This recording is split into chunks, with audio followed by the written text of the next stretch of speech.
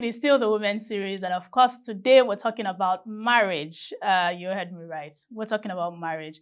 And my first question was it wasn't even a question. I just said it as women should aspire to be wives first before anything else. What are your thoughts on that? I'm hoping today's conversation will spark a theme or two in you. And by the way, let's meet our guest, Olabisi Ola-Soetan. Hi, Ola-Soetan. Ola-Soetan, that's Yes. right. How are you? I'm fine, thank you. And just like you? I said before, you seem so quiet. Are you sure am. this is you? This is you. I am. Real, I'm real, very real, quiet. real This you. is the real me. This is the real you. Yes. It's good to see you. Thank you for honoring our Same here. invitation. Thank you for inviting me. So I saw a tweet. Some time ago, and the tweet was, I think it was a man that tweeted it, I'm not sure. And the tweet was, women should aspire to be wives first before anything else. And that brings me to my first question today. Should the ultimate goal for a woman be marriage? Of course not. Of course not. I mean, if the ultimate goal should be marriage, then we should do it as children. But then we know that there's something called child bride, and it's a crime. It's immoral. So of course the ultimate goal for a woman cannot be marriage. So long as the ultimate goal for a man is not marriage, why should it be the ultimate goal for a woman? So the simple answer is a big no. That's simple. But you just talked about we should do it as children if it was the ultimate goal. But you remember that while we were kids, those are part of our dreams.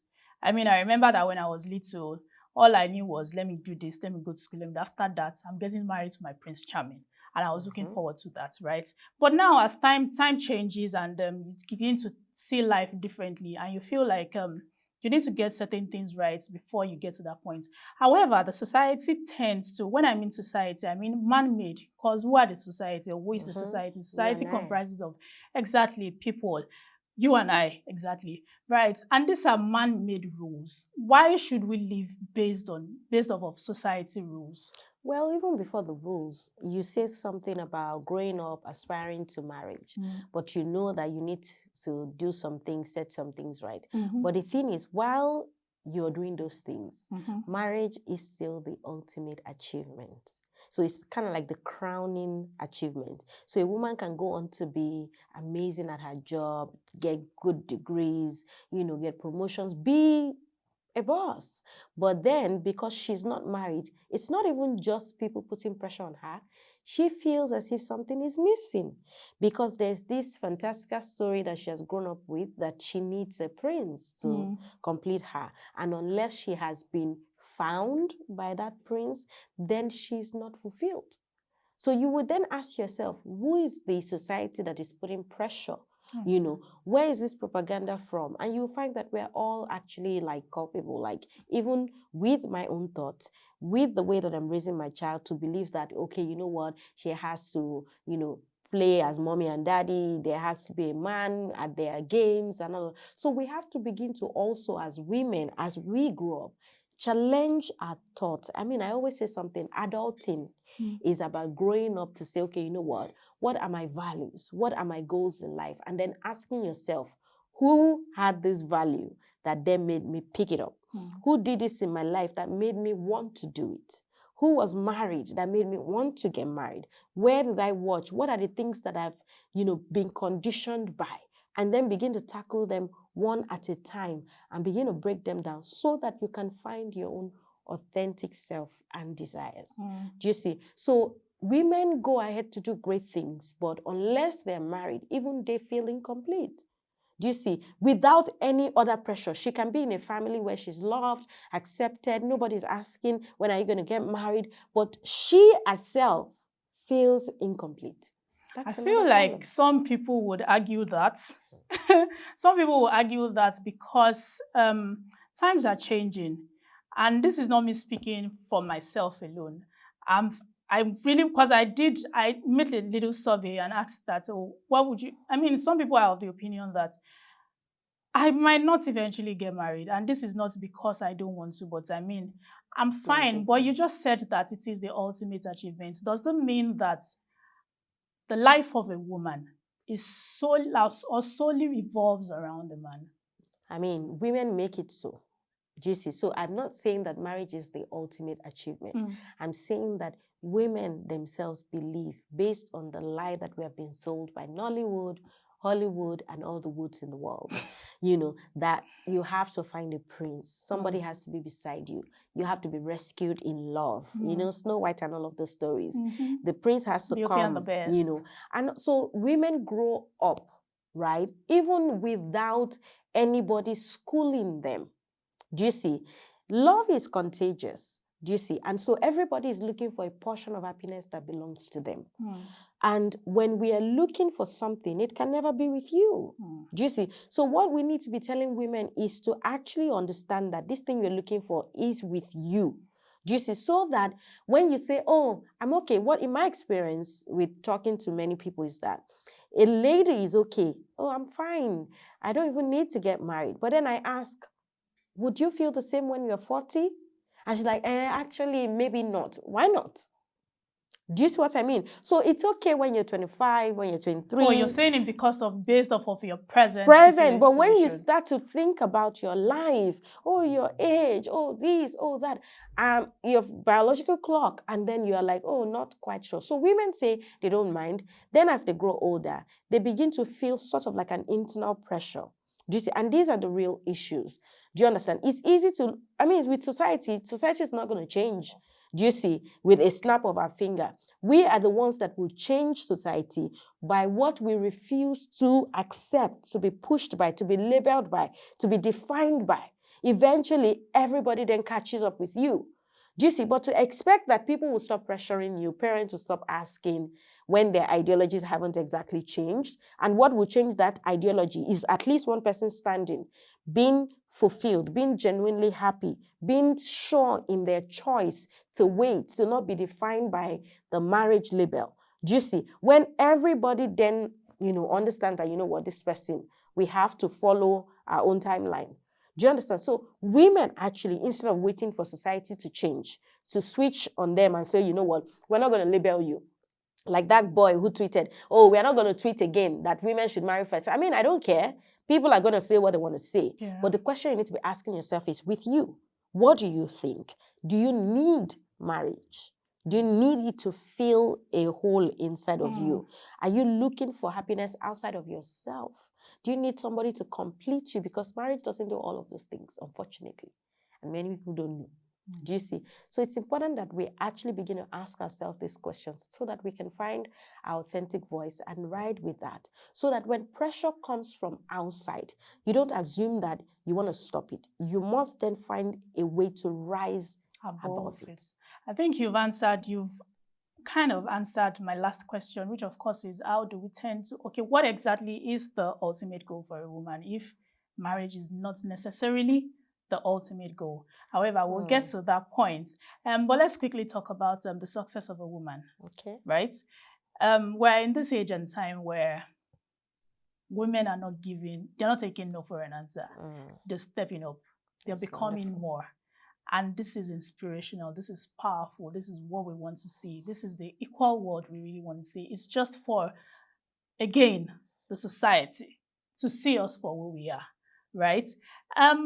But at some point, when one way or the other, while trying to become somebody or them trying to do something for themselves, they sometimes lose track of time, and then we now say that, oh, they have lost their prime, or they've gone past their prime where they're supposed to get married. And when they eventually now say, okay, I am ready to get married, it seems as if, one, the husbands are not there, or the men are not there, or they probably feel threatened. So I have two questions from that.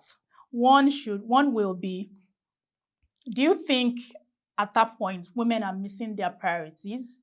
That's one. Number two would be that at that point, do you think women are threatened by the success of a woman? Men. Yes, the success of a woman. Yeah.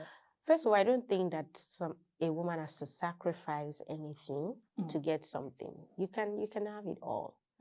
You just have, again, sit with yourself and ask yourself, what is priority for me? Some people, you want to chase your dreams, you are busy, you want to go for, your work, that's fine. Another person might say, you know what, I want to start a family right off the bat, which is also fine. Do you see? You don't have to sacrifice something. So the idea that a woman has to either face her career or face her home is a bit off. Do you see? So you can actually try to do both. You know, you can actually try to actually be in your feminine energy and your masculine energy. Do you see? You can channel both at the same time. Do you understand? But unfortunately, what happens is that women think that if you're going to like be a go-getter, you have to be like, you know, fight, bullish, masculine, you know, because, well, of course, the people you are dealing with, they're men, you know, they're going to try and put you down. So we lose that feminine energy as we are trying to be like bullish, fight for our goal. But what women need to begin to pay attention to is to understand that you can actually be you in all the glory of womanhood and still thrive in the workplace. Do you see? And still wear skirts and still wear suits and still wear dresses and actually do great things so that you don't feel, because a lot of women just in their subconscious feel like, well, if I'm going to chase my dream, I have to put my relationship life on hold. Even not necessarily. Sometimes those things serve as distractions, don't you Do they? think? Sometimes. Are there not women who have done it? Who have shattered it? Yeah, they have. Yeah, they it's have. Conditioning. If you believe, I mean, I can imagine that maybe for somebody, they want to have like focus, which is okay. But then you don't turn around and then get to where you were going and then say something is missing. Do you see what I'm saying? You must be able to own it with your full chest. When you get there, take all the glory. Be happy that you've achieved what you want to achieve. You know, and if you know that, okay, this is where I'm going to merge family and work and all of that, then consider your options. Do you see? What are your options? Do you want to freeze your eggs? Do you want to do all sorts of things? I mean, with the medical industry now, there is a lot of options for women who want to chase their career but also don't want to feel like they're behind with the biological clock. But what I'm actually even saying is that who says you can have it all? Who says that you cannot have a good relationship and a thriving career? The thing is that you have also been conditioned to think that except you are a certain kind of way, you know, a man will not like you. Do you see? But then the question is, if a man doesn't like you, perhaps that's the kind of man you don't want to be with. Do you see? So when you say, are men threatened by the success of a woman? Maybe there will be men who will be threatened by the success of a woman. Maybe they are also experiencing some form of conditioning. Maybe they're also being triggered easily because, well, they've been told that they have to get the bag. They have to be some type of way. A woman has to do this. A woman has to submit. And that submission then means something to them. Do you see? But I like that you always focus on yourself. Do you see? If a man is threatened by your success, that's not your problem. Your problem is, are you going to then settle for that man? That's really the way that I expect that women should begin to look at these things. Anybody can be threatened, but will you settle? And then what you need to be addressing is, what are those things that make you settle? Are you afraid that you will not find another person? I mean, the world is abundant with men. Every day, young people are finding partners. Old people are finding partners. Do you see? Widows are finding new partners if they want to. So it's a mindset. It's a belief system. And it shows in the way that you carry yourself. You know, fear has a voice. It speaks. Even when you meet the man, it speaks. Then the man begins to take you for granted, take advantage of your desperation. Do you see? So all of these things have a way of tying together, which is why you need to come home first. Home within you. Start with yourself. And start there so that you can confront your fears, your conditioning by yourself, and actually ask yourself, what do I want? Because there's somebody out there for you who is not threatened. The question is, will you be waiting and confident enough in that wait to find that person? Start with yourself. I think that's very important. Now I'm feeling so emotional. Don't worry. Okay, so I mean, we've been able to identify all of these things, right?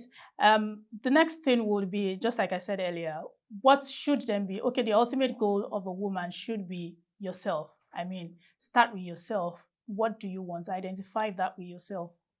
Be happy, right? That's what you're saying. And own up to whatever it is you are trying to achieve, I mean, in all of its glory, so that when it happens, you feel proud, you feel fulfilled. Were there other things that should constitute as the ultimate goal for a woman? I mean, there's no ultimate goal. You're evolving. You're moving. Just go with the flow. I mean, also, when we say a woman, then women, diverse, we're diverse in our needs, in our wants. Some people are stay-at-home moms. They desire it. They want to nurture to life. They want to grow something. And so some people want to grow a business. Do you see? So it's the same feeling. It's the same energy that is producing it.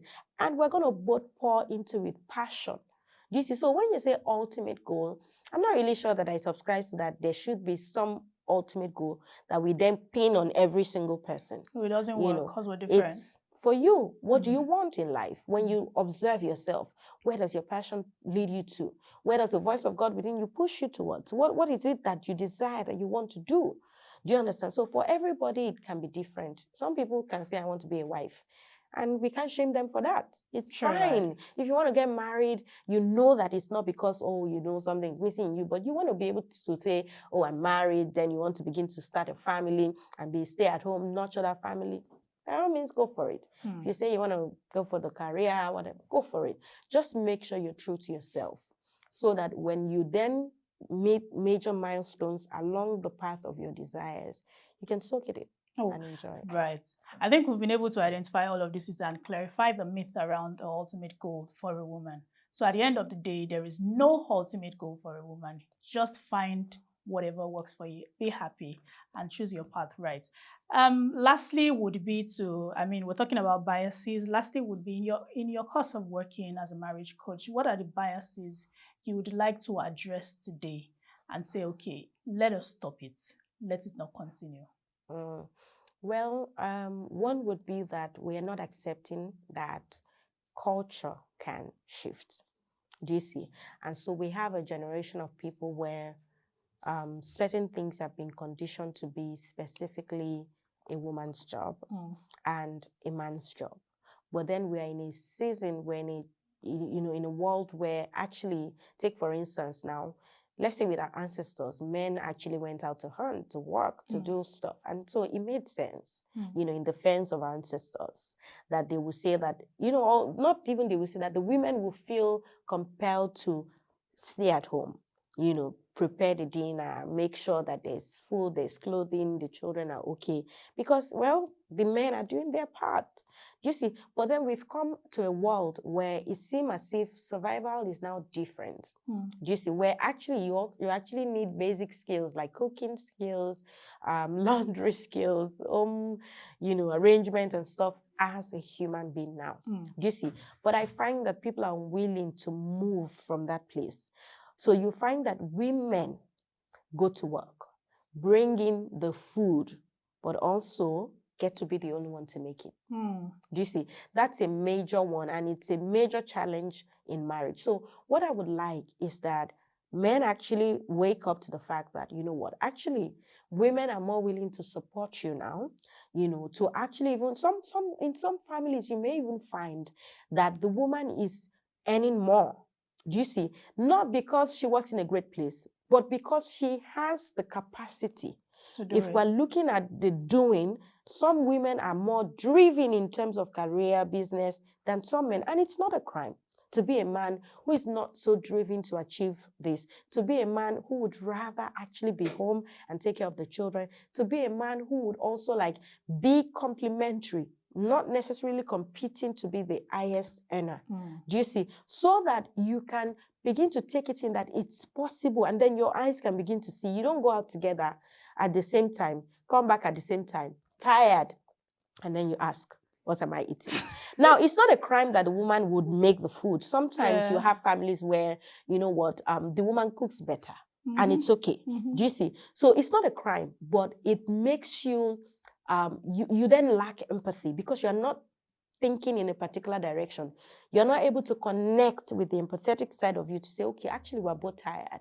Are you able to do this? Do you see? Are you tired? Are you okay? Would you do this? Such that when it's now done, that same empathy drives you to be grateful for it, to say thank you, to say well done, to stand with her in the kitchen, even though you can do nothing, to say well done, I appreciate you. Do you see? Because that's some form of sacrifice, that's some form of love, which is giving, and it's okay. But if we're not empathetic, then it will begin to show up in resentment, in heartbreaks, And that's when we now start in having passive problems. aggression, and then problems start. So men need to connect with the fact that actually, maybe we need to be opening our eyes to see that, you know what, maybe what we're asking in this regard is no longer workable. Seeing that some of these women are actually going out there to work and to bring in the money, and you are paying bills 50-50, but you're not sharing the chores 50-50. You're not even looking at the children 50-50. You know, they're your children, so you should pay attention. That's a big one. Thank you very much. I mean, I love the fact that you've been able to identify these biases, these challenges, and we've been speaking about it for quite some time now. I hope that we begin to see change in our homes, change in our society, and change even within ourselves. Absolutely. Thank you very much for coming. Thank you. It was Thank great you for speaking with having me. you.